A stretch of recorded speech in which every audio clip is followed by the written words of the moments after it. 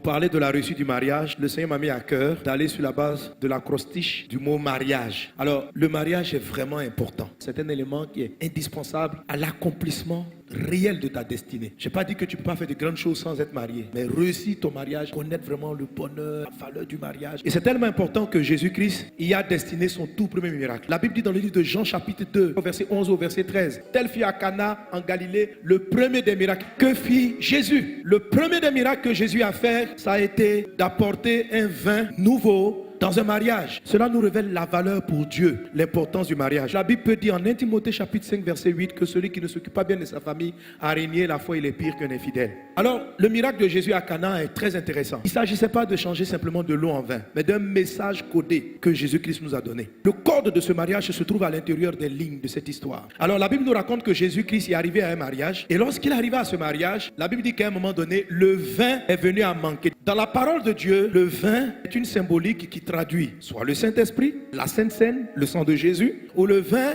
est une symbolique qu'on trouve dans le livre des Cantiques comme étant la manifestation du sentiment amoureux. Lorsqu'un homme est amoureux, lorsqu'une femme est amoureuse de quelqu'un, la façon dont ils vivent et ils se comportent ressemble à des gens qui ont bu du vin. En tout cas, si tu as déjà été amoureux, tu ressemblais à un soulard. Vous savez, quand les gens prennent du vin et qu'ils sont ivres, ils sont étranges. Je rencontre comme ça des jeunes fiancés souvent qui parlent. Je dis, mais vous parlez combien de temps ensemble? Ils sont là. On a parlé toute la nuit. Ils s'envoient des SMS. Ils prient ensemble. Chaque 10 minutes, ils s'envoient des mots. Où es-tu? Je suis là. Vous savez que l'amour change. Le vin change la manière d'être d'une personne. Vous voyez, quand les gens sont amoureux, c'est qu'ils ne peuvent pas dépenser en temps normal, ils le font. J'ai vu des personnes vider leur compte en banque pour offrir juste un voyage à celle qu'ils aimaient, Le gars qui est si méticuleux, si rangé, si calculateur dans son argent, quand il est fou amoureux, il oublie les règles et ses principes de fonctionnement. Une fille qui était rangée, correcte, quand son amoureux lui donne rendez-vous, elle saute la clôture. Elle fait des plans avec sa petite soeur. Si elle n'a pas pris du vin, est-ce qu'elle peut faire ça? Lorsqu'on a pris du vin, on est insensible aux douleurs. Lorsqu'on est amoureux, on pardonne facilement les erreurs de la personne qu'on aime. Tu ne vois pas son défaut, tu ne vois pas que c'est un menteur,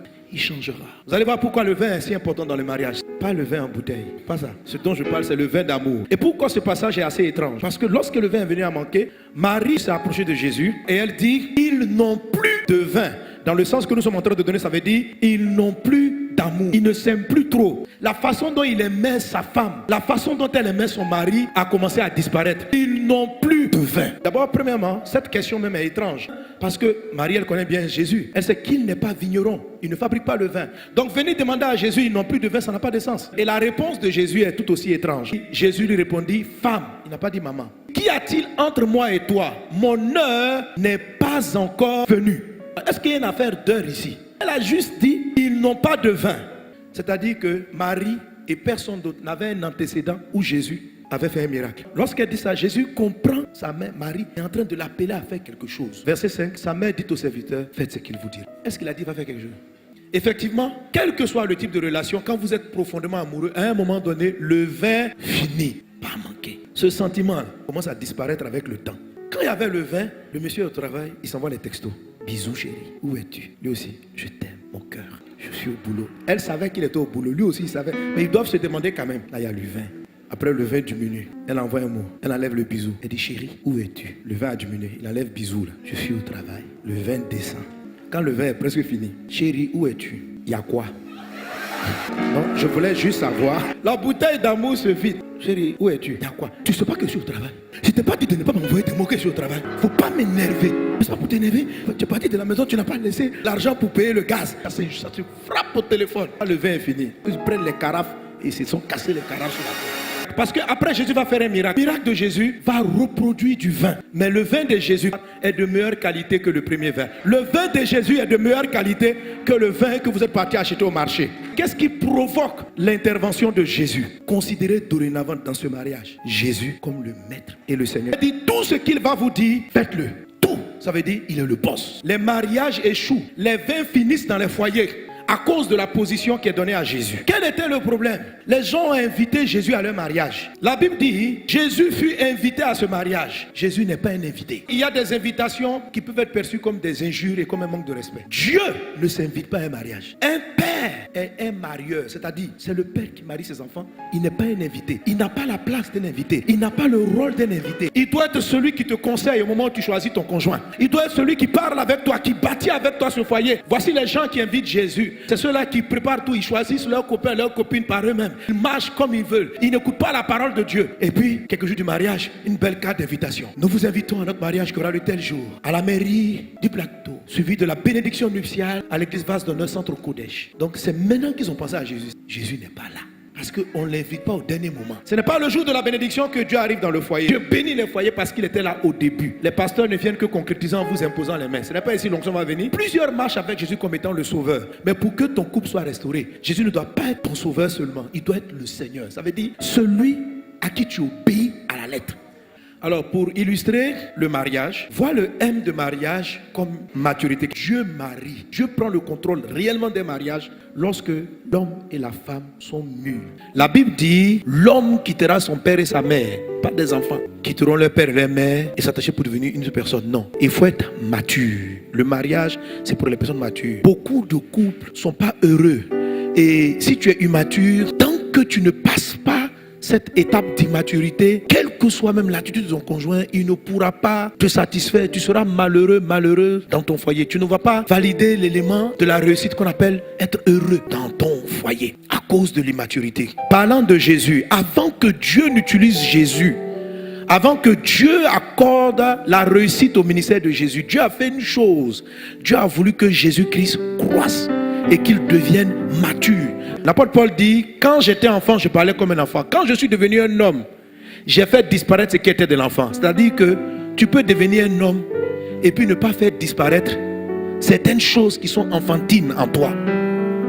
Il y a une croissance qui est naturelle avec le temps, mais il y a d'autres éléments pour lesquels il faut prendre une décision de changer de classe, de changer de niveau. C'est-à-dire que pour entrer dans le mariage, il faut atteindre une certaine maturité de sagesse.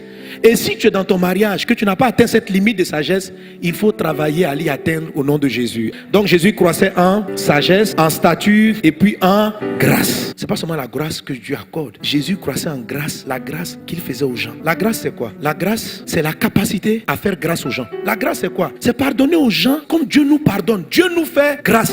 Vous savez, un foyer sera un problème si une femme ou un homme ne sait pas faire grâce à son conjoint. Pose un exercice. Pour ceux qui sont mariés, quelle est ta capacité à pardonner lorsque ton conjoint t'a fait mal? Tu prends combien de temps? Si tu dors 3 jours avec la douleur, c'est que tu n'es pas mûr. Tu n'as pas grandi en faisant grâce, miséricorde. Et Dieu aussi, pour ceux qui ne sont pas encore mariés, il faut savoir que j'aime ce passage-là où Dieu dit, alléluia, il dit si un père décide de marier sa fille, il fait bien. S'il décide de ne pas la marier, il fait mieux. Mais ce passage-là, je veux plus on fait enseigner là-dessus, il nous révèle un grand mystère, c'est que le mariage est décidé par le père. Beaucoup de sœurs n'entrent pas dans le mariage parce que papa ne t'a pas encore marié. Tu sais ça? Parce qu'il trouve qu'il est bon que tu sois seul. Il y a la croissance dans la sagesse. La sagesse, c'est la capacité à savoir résoudre des problèmes. Mais la première des choses, c'est qu'il faut que ton père qui est dans le ciel, qu'il agrée ton mariage. Tu comprends? Il faut que Dieu ait envie que tu te maries. Dieu même souhaite ton mariage. Ce n'est pas Adam qui s'est levé pour dire, Dieu, tu as dit, il n'est pas bon que je sois seul. Adam était tranquille. Dieu même s'est levé. Il dit, Adam, il n'est plus bon que tu sois seul. Le mariage, c'est pour les gens mûrs. C'est-à-dire des personnes qui ont suffisamment de sagesse, c'est-à-dire capables de regarder des problèmes en face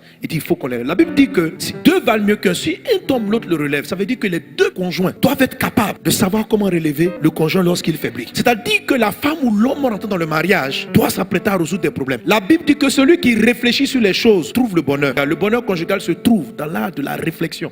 Dieu a donné le cerveau pour qu'on réfléchisse. Il y a des gens qui ne veulent pas réfléchir. La sagesse se pose des questions. C'est que si mon conjoint réagit d'une telle ou telle façon, je ne vais pas simplement mettre en colère sur l'attitude. Je peux aller chercher le pourquoi devant Dieu, prier et puis l'aider à sortir. Parce que deux valent mieux qu'un. Une personne mature ne constate pas les problèmes. Elle les voit arriver. Elle réfléchit à comment s'en sortir. Et lorsque ton intelligence cherche la sagesse, Dieu va te parler. Amen. Donc on dit par exemple la croissance en stature. On dit qu'un arbre est mûr quand il peut donner son fruit. La maturité, c'est le fait de donner. Donc Dieu marie ses filles quand elles sont mûres en stature. Dans la statue, à savoir s'occuper d'une maison. Tu veux te marier là, mais est-ce que tu peux t'occuper d'un homme? Quelle est ta statue? Il faut être mûr. Quand un homme marie une fille, c'est pour s'amuser. Une femme qui est égoïste, qui cache son argent, Dieu ne veut pas la. Parce que la maturité donne. Un homme qui est méchant sur l'argent, qui cache, il n'est pas mûr. Il n'est pas mûr. Tu dois être un homme plein de grâce. La grâce, c'est le fait de ne pas tout faire de manière logique. Dans la grâce, il y a de la folie. Il faut grandir en grâce. Pas la grâce seulement que tu reçois de Dieu, mais la grâce que tu accordes aux gens. Parce que Dieu lui-même, Dieu est plein de grâce. A comme amour. Quand on parle d'amour, on revient à ce que Jésus a fait pour créer le vin nouveau. Je vous expliquais donc que Il y a à peu près 3 degrés d'amour. Il y a l'amour qui n'a aucun goût, qui n'a aucun sentiment, qui ne ressent rien. C'est celui-là qu'on appelle l'amour agapé. C'est un amour de décision avant d'être un amour sentimental. Le jour où tu as choisi la femme que tu dois marier, tu ne dois plus te fier à tes sens. Ce n'est pas parce que tu ressens que tu vas dire je te serai fidèle jusqu'à la fin de nos jours. Il ne faut pas prendre une décision sur tes émotions. Ça ne tiendra pas. La fin de tes jours ne va même pas arriver que tu seras prêt à l'abandonner. Pourquoi? Parce que tes sentiments sont partis chez Gasparette. Quand on dit je te serai fidèle, je t'aimerai, ça n'a rien à voir avec le sentiment. C'est une décision qu'on prend. C'est comme de l'eau. Tu n'as pas besoin de sentir quelque chose. L'eau est indispensable. On ne boit pas l'eau parce qu'il a un goût. On boit l'eau parce que c'est nécessaire à la vie. Jésus a pris de l'eau pour recréer le vrai amour. La décision est ce qui précède la vie. Mais frère, c'est pas une affaire de ce que tu ressens, c'est une affaire des règles. Il n'y a rien à ressentir. Le mariage est basé sur aucun ressenti. Le mariage qui va devenir joyeux, on ne ressent rien, on décide. Tu regardes la personne, tu décides de l'aimer. Qu'il soit beau, qu'elle perde sa beauté, qu'elle garde sa beauté, tu l'aimes. Parce que ton amour n'est pas basé sur l'apparence, sur le physique. Rien du tout. Il est basé sur un choix de vie. C'est le rêve. Tu ne peux pas atteindre une destination si tu n'as pas pris le temps de l'anticiper dans ton cœur. Tu vois un mariage de rêve ou bien tu vois un mariage réussi, il faut que tu donnes un sens à la réussite du mariage dans ton cœur. Si tu ne sais pas où tu t'en vas, tu vas aller nulle part. Tu dois visualiser, tu dois rêver. Tu dois rêver un couple réussi, tu dois rêver. Avant même ton mariage, tu dois rêver. Le rêve va te donner la capacité de pardonner. Mais quand il n'y a pas d'objectif à atteindre, c'est très compliqué. Quand tu tombes, tu ne sais même pas pourquoi tu vas te relever. Quand le couple va mal, tu ne sais pas pourquoi tu vas payer le prix de rebâtir ce foyer. Parce qu'il n'y a aucune ambition. Il n'y a pas de rêve. Le deuxième R, c'était la restauration lorsqu'on parle de marriage. Ok. I, intimité. Le mariage va réussir parce que vous êtes intime à Dieu. Il faut de l'intimité avec le Seigneur. Dieu est le créateur. Il faut de l'intimité avec Dieu. Deuxième chose, il faut de l'intimité avec vous-même. L'intimité est manifestée par la vie de prière, par le fait que tu t'approches de lui. L'intimité est manifestée par le fait que tu dévoiles à Dieu ton secret. Quelqu'un qui prie, qui n'est pas profond de son cœur, qui n'est pas honnête, n'est pas intime de Dieu. Il prie de manière superficielle. Quand tu viens, tu es honnête, tu expliques à Dieu tes luttes, tes doutes, tes peurs. Ça développe ce qu'on appelle l'intimité. L'intimité, c'est relatif au secret. Il y a trop de gens qui prient Dieu de manière bluffe. André, il veut voir Dieu et puis il frie. Ton couple a des problèmes. Dis à Dieu, Seigneur, je ne sais pas pourquoi ça ne marche pas. Tu pries en frimeur. Oh Dieu, tu sais, le mariage. Dieu te regarde, tu plaisantes ou quoi? Attends, tu n'as pas bien souffert, c'est pourquoi tu t'amuses. Il faut parler. Avec Dieu, il faut être intime. Avec Dieu, il faut être profond. Avec Dieu, il faut être vrai. Et quand tu es vrai avec Dieu, Dieu te délivre. Celui qui voit Dieu intimement est changé. La réalité, c'est que le mariage n'est pas deux gens parfaits qui se combinent. Non, le mariage est une alliance spirituelle étrange. Et le modèle du mariage, c'est celui de Jésus. Jésus est parfait. C'est le parfait qui vient rentrer en contact avec l'imparfait. Les mystères de Dieu sont grands. Le mariage du parfait, Jésus est parfait avec l'imperfection. La Bible appelle l'église le corps de Christ. Le deuxième A, c'est l'attachement. Alliance ou attachement. Pour que ton mariage réussisse, il faut que ta femme et toi, ton mari et toi, vous êtes vraiment attachés. Ça veut dire que vous êtes complices. Il y a un niveau d'attachement où tu sais exactement pourquoi tu as besoin d'elle. Et elle sait exactement pourquoi elle a besoin de toi. Il y a un moment donné, tu arrives avec ton conjoint, vous atteignez l'unité. Quand vous rentrez dans cette dimension, votre couple devient puissant. Vous amenez un sujet. Vous êtes là. Père, nous avons un projet d'entreprise. Cette déclaration envoie une énergie céleste dans votre entreprise et elle est menée jusqu'au bout. Le A de l'alliance ou de l'attachement est la partie qui fait peur à Satan. L'alliance fait quoi? Par exemple, en Ecclésiaste chapitre 4. Deux valent mieux qu'un parce qu'ils retirent un bon salaire de leur travail. Dieu dit quand vous êtes deux, tout ce que vous faites est comme multiplié. Vos activités sont multipliées. La vérité c'est qu'un mariage réussi rend plus riche. Quand tu as l'impression que vraiment tu maries avec la femme, là, ça t'appauvrit. C'est que vous n'êtes pas en accord. Il faut comprendre le but du mariage. Dieu, en Genèse 2,18, n'a pas dit il n'est pas bon que l'homme soit célibataire. Il n'a pas dit ça. Il a dit il n'est pas bon que l'homme soit seul. Beaucoup de personnes interprètent ce passage comme étant Dieu ne veut pas que nous soyons célibataires. Qui a dit ça? Dieu ne veut pas qu'on soit seul. Il y a une différence entre seul et célibataire. Un célibataire, c'est un statut. C'est quelqu'un qui n'est pas encore allé devant le maire et qui n'a pas la bague au doigt. Mais ce que Dieu dit, ce que Dieu veut bannir, c'est la solitude. On peut avoir la bague au doigt et être seul dans son foyer. Un mari qui décide seul, qui pense seul, qui réfléchit seul, et sa femme, elle critique tout ce qu'il est en train de faire. Il est seul, elle est seule. Ils n'ont pas résolu le problème que Dieu a posé. Dieu dit, il n'est pas bon d'être seul. Il n'a pas dit, il n'est pas bon de ne pas être marié. Le mariage est une bonne chose s'il règle la solitude. Mais si le mariage ne peut pas régler la solitude, il est préférable d'être seul. Les gens ont des problèmes avec le mariage parce qu'il y a certains gens qui se marient, mais ils aiment être seuls même. Frère, c'est-à-dire il a marié la fille pour l'avoir dans sa chambre, mais sinon lui-même il aime seul. Il est casanier, la dame dit on a quelque part, il ne veut pas aller, la dame dit on a qu'à causer ensemble, il ne cause pas, lui il est seul. La réussite, ce n'est pas un seul qui est fort, c'est la combinaison. Alors, je tiens des boulons, donc il va avoir attachement. Pour qu'il y ait attachement, il faut que vous soyez différents. Quand ces deux éléments-là sont ensemble, ils vont coincer tout ce qui est au milieu. Ils vont tenir, si c'est le mariage, si c'est l'entreprise. L'attachement fait que votre mariage, votre entreprise, votre activité, votre destinée est sécurisée. Or, l'attachement doit se faire en deux objets qui ont des formes différentes. Je vais t'expliquer qu'il est important que ta femme et toi, vous soyez divergents sur beaucoup de points, que l'attachement ait lieu. Quand tu dis, ma femme et moi, on est trop différents, Dieu sourit, c'est ça. C'est la partie où vous êtes différents. C'est là-bas que vous allez vous attacher. Les autres parties où vous êtes identiques, vous pouvez être que des amis, pas des attachés.